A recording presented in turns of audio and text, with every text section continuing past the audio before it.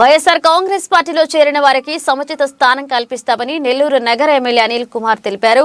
Party విజయమే లక్ష్యంగా కార్యకర్తలు పనిచేయాలని ఆయన పిలుపునిచ్చారు. ఒక వీధిలో టీడీపీ అభ్యర్థి, మరొక వీధిలో జనసేన అభ్యర్థి ప్రచారం చేస్తుండటంతో ప్రజలు అయోమయంలో పడుతున్నారని నెల్లూరు నగర ఎమ్మెల్యే అనిల్ కుమార్ అన్నారు.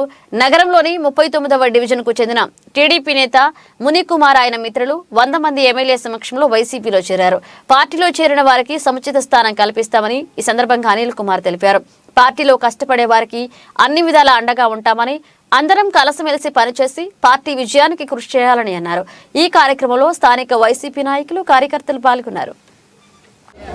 తెలుగుదేశం పార్టీలో పోటీ చేస్తున్న నాయకుల్లాగా పోటీ ఏమో తెలుగుదేశం పార్టీలో చేస్తారు, కార్యకర్తల నాయకుల్ని వాడుకుంటారు. వాళ్ళు కార్పొరేటర్లకు పోటీ చేసేటప్పుడు మాత్రం అక్కడ ఉన్న వైఎస్ఆర్సీపీ నాయకులకు సంబంధించి తెలుగుదేశం పార్టీకి ఆర్థిక సాయం చేయాలని ఆలోచన చేశారు. నాయకత్వం అవతల వైపు.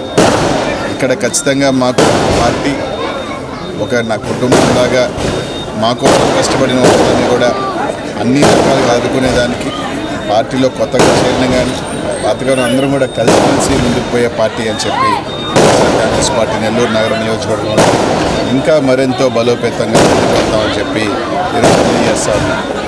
ఈరోజు ఇందాక గమ్మత్తైన విషయం, ఒక వీధిలో తెలుగుదేశం పార్టీ అభ్యర్థి తిరుగుతారు, దాన్ని ఆనుకొని పక్క వీధిలో జనసేన అభ్యర్థి తిరుగుతారు. ప్రజలు ఎవరికి అభ్యర్థి, ఆయన అభ్యర్థి ఈయన అభ్యర్థి అనే కన్నా ఒక మంచి సలహా ఇస్తాను ఇద్దరికి కూడా, తెలుగుదేశం పార్టీకి కానీ జనసేన కానీ. ఇద్దరు కలిసే తిరగండి ఒకే ప్రాంతంలో. అక్క ఈయనకి ఓటేస్తే ఈయనగేయండి, అక్క నాకు వస్తే నాకు ఓటేయండి అని అడగండి, సరిపోతుందిగా.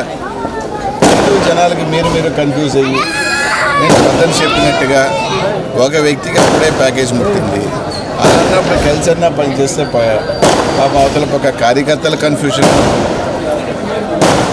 మీ పార్టీల్లోనే ఒక అర్థం కాని అయోమయం. ఎందుకంటే ఎవరికి ఇచ్చినా ఒక ఆయన కనిపించడం, శ్రమదంట. అదేదో కలిసే తిరిగితే పని అయిపోద్ది కదా. ఏ విధంగా మీరు కలిసి వేదికలు పంచుకుంటున్నారో అదేవిధంగా ఇద్దరు కలిసి ఒకే విధిలో తిరిగేసి ఆయనకు వస్తే ఆయనకేంటి, నాకు వస్తే నాకేంటి అని చెప్పుకుంటే సరిపోతుంది కదా.